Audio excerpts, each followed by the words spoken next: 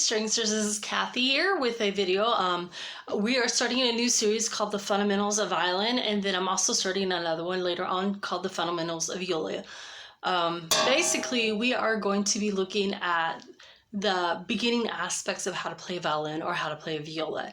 And in this course, you're going to learn everything from how to hold the bow, how to hold the violin, what the strings are, how to read them, how to figure out where your finger placements are, and how to actually even read music. Okay, so join us on this fun journey as we learn the fundamentals of violin and the fundamentals of viola.